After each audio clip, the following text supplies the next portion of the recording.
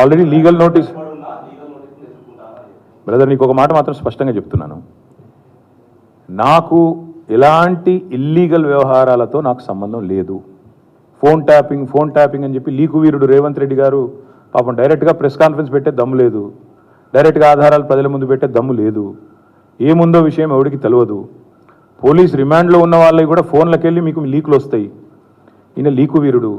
మరి ఈ లీకు వీరుడు ఏదో కష్టపడి నా క్యారెక్టర్ అసాసినేషన్ చేయాలనే ప్రయత్నంలో చాలా బలంగా ఉన్నాడు.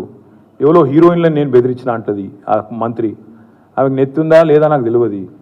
నాకు అంత కర్మ ఏంది, నాకు ఈ దిక్కుమాలిన పనులు చేయాల్సిన పరిస్థితి ఏంది. నాకు ఎలాంటి ఫోన్ ట్యాపింగ్ వ్యవహారంతో నాకు ఎలాంటి సంబంధము లేదు. ఈ అడ్డమైన మాటలు ఎవరైనా మాట్లాడితే, చెత్త మాటలు ఎవరైనా మాట్లాడితే వారు మంత్రి అయినా ముఖ్యమంత్రి అయినా తాట తీస్తాము, లీగల్గానే చూసుకుంటాం. తాట తీస్తామంటే మళ్ళీ మీరు ఇదే యూట్యూబ్లో తమ్మునీళ్ళు పెట్టి తాట తీస్తామన్నాడు ఈయనకు అహంకారం ఎక్కువ అని చూపెడకూరి.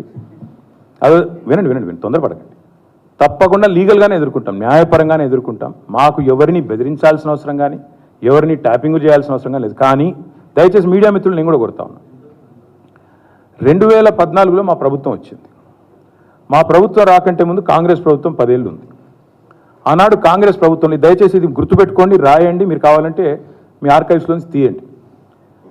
ఆనాడు కిరణ్ కుమార్ రెడ్డి గారు 2011లో ముఖ్యమంత్రిగా ఉన్నప్పుడు మేము ఆరోపణలు చేయాల. కాంగ్రెస్ ఎంపీలు ఆనాడు ఈరోజు కాంగ్రెస్ ప్రభుత్వంలో మంత్రులుగా ఉన్నవాళ్ళు, ఎమ్మెల్యేలుగా ఉన్నవాళ్ళు, కోమటిరెడ్డి రాజగోపాల్ రెడ్డి, డాక్టర్ వివేక్, గడ్డం వివేక్, అదేవిధంగా పొన్నం ప్రభాకర్ గారు ఈరోజు మంత్రి. వీళ్ళు ముగ్గురు ఆనాడు ఆరోపణ చేసినారు. సుఖేందర్ రెడ్డి గారు కూడా ఉన్నారు అనుకుంటా. అప్పుడు మా ఫోన్లను ట్యాపింగ్ చేస్తున్నాడు కిరణ్ కుమార్ రెడ్డి, తెలంగాణ కాంగ్రెస్ ఎంపీల ఫోన్లను ట్యాపింగ్ చేస్తున్నాడు కిరణ్ కుమార్ రెడ్డి అని చెప్పి ఆనాడు కాంగ్రెస్ ఎంపీలు అప్పటి కాంగ్రెస్ ప్రభుత్వం మీద ఆరోపణ చేశారు. సరే, ఆ తర్వాత ముఖ్యమంత్రి గారు నేను చేయట్లేదు అన్నాడు, అది వేరే విషయం.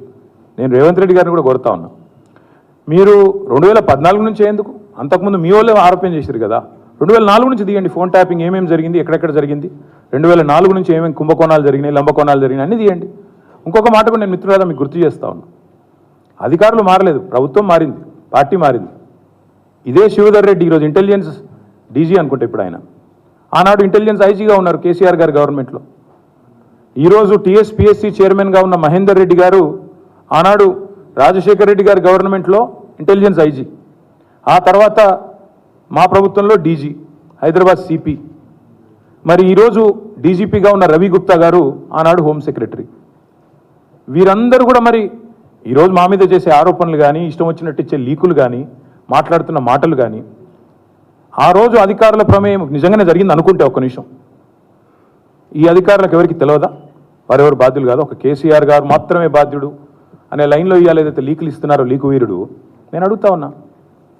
మరి మహేందర్ రెడ్డి గారు, శివధర్ రెడ్డి గారు, రవి గుప్తా గారు, ఇంకా చాలామంది ఉన్నారు, సజ్జనార్ గారు ఆనాడు ఎస్ఐబి చీఫ్, వీళ్ళందరూ ఉన్నారు. మరి అధికారులే మారలేదు కదా. ఫోన్ ట్యాపింగ్ నేను డిమాండ్ చేస్తున్నా ఈ ప్రభుత్వాన్ని, మీకు చిత్తశుద్ధి ఉంటే 2004 వెళ్ళి మొదలుపెట్టు, ఏమేమి ట్యాపింగ్లు జరిగినాయి. నేను నా ఆరోపణ కాదు కదా. ఈరోజు నీ ప్రభుత్వంలో నీ పక్కన కూర్చున్న పొన్నం ప్రభాకర్ గారే ఆ రోజు ఆరోపణ చేసిండ్రు. ఏమని, ఆనాడు కిరణ్ కుమార్ రెడ్డి ప్రభుత్వం నా ఫోన్ ట్యాపింగ్ చేస్తుంది. మరి అది వాస్తవమా కాదా, బయటికి తీ, విచారణ గ్యాంబిట్ పెంచు. ఆనాడు అధికారులందరినీ పిలిపి, రిటైర్డ్ ఉన్న వాళ్ళందరినీ పిలిపి, నీ కాంగ్రెస్ ప్రభుత్వం ఫోన్ ట్యాపింగ్ చేసిందా లేదా చూద్దాం. ఇంకోటి బ్రదర్, మీరు మర్చిపోయినట్టున్నారు, నేను మర్చిపోలేదు. నాకే ఐఫోన్ వాళ్ళు, యాపిల్ వాళ్ళు మెసేజ్ పంపినారు, నీ ఫోన్ సర్వేలెన్స్లో ఉంది అంటే. నేను దాని స్క్రీన్ షాట్ కూడా మీరు చూసుకోండి కావాలంటే, ట్విట్టర్లో అప్పుడే పెట్టినా. నా ఒక్కడికే రాలేదు, అసౌద్దీన్ ఓవైసీకి వచ్చింది, ఇంకా కొంతమంది మిత్రులకు ఇక్కడ తెలంగాణలో కూడా, మీ ఫోన్లు సర్వేలెన్స్లో ఉన్నాయి, జాగ్రత్త, మీ ఫోను హ్యాక్ అయింది అని నాకు 2022లోనో 2023లోనో వస్తే నేను బయట కూడా పెట్టినది. కాబట్టి ఎవరి ఫోన్లు ట్యాప్ అయినాయి, ఎవరు చేసిండ్రు, ఇవన్నీ కూడా నాకేం భయం లేదు. మేము చాలా స్పష్టంగా ఉన్నాం, చాలా క్లారిటీతో ఉన్నాం. కాబట్టి దయచేసి నేను మిమ్మల్ని కోరేది ఏంటంటే, ఈ యూట్యూబ్లలో పెట్టి పనికిమాలినలోకి లీకులు ఇచ్చి అధికారికంగా ప్రెస్ కాన్ఫరెన్స్లు పెట్టకుండా రిమాండ్ రిపోర్ట్లు అని చెప్పి లీకులు చేసి ఎన్ని రోజులు బతుకుతారండి, ఎన్ని రోజులు టైంపాస్ చేస్తారు. రైతుల సబ్జెక్టు మాట్లాడరు. నిన్న ఒక విలేకరు నిజాయితీగా అడిగిండు రేవంత్ రెడ్డి గారిని, 2 లక్షలు రుణమాఫీ చేస్తా అన్నారు కదా సార్, ఇంకా చేయలేదు కదా మరి మీరు, ప్రజలు అడుగుతున్నారు అంటే వెకిలి నవ్వులు చెప్పి ఆయనే చెప్పిండు కదా, ఎవడు కమిటీ కమ్మన్నాడు ఆయనను, పేద సిపాయి లెక్క మాట్లాడితే మొగోను అయితే అంటాడు కదా. నేను అంటున్నా, రేవంత్ రెడ్డి మొగోను అయితే చెయ్యి రుణమాఫీ, ఎవడాపిండి ఆయన, నేను చెయ్యి రుణమాఫీ, చెయ్యి, 2 లక్షలు రుణమాఫీ చెయ్యి. నువ్వే అన్నావు కదా డిసెంబర్ 9 అని చెయ్యి. పాయింట్ ఏంటంటే ఈ చిల్లర మాటలు కాదు కదా ప్రజలు చూసేది. అల్టిమేట్గా 4 రోజులు నడిపిస్తారు బై టైంపాస్, అటెన్షన్ డైవర్షన్. ఓ రోజు గొర్రెల స్కామ్ అంటాడు, ఓ రోజు బర్ల స్కామ్ అంటాడు, ఓ రోజు ఫోన్ ట్యాపింగ్ అంటాడు, ఓ రోజు కాళేశ్వరం స్కామ్ అంటాడు. ఇవేనా ఇక అసలు పని లేదా? మంచిలు ఇచ్చేది లేదు, సాగునీరు ఇచ్చేది లేదు, పంటలు ఎండితే పట్టించుకునేది లేదు, రైతులకు రుణమాఫీ లేదు, కొత్త ఇన్వెస్ట్మెంట్లు రావు. ఇవేం చెప్పరు. ఇడికెళ్ళి కంపెనీలు పారిపోతుంటే మాట్లాడరు. ఇవేం ఉండవు. ఏముండాలి? మమ్మల్ని అందరినీ రాష్ట్ర ప్రజలను పిచ్చోళ్ళని చేసి వీళ్ళు పోతురట, వాళ్ళు పోతురట, వీళ్ళు జంపట, వాళ్ళు జంపట, వాళ్ళు చెప్పుడు మీరు రాసుడు బాగుందా?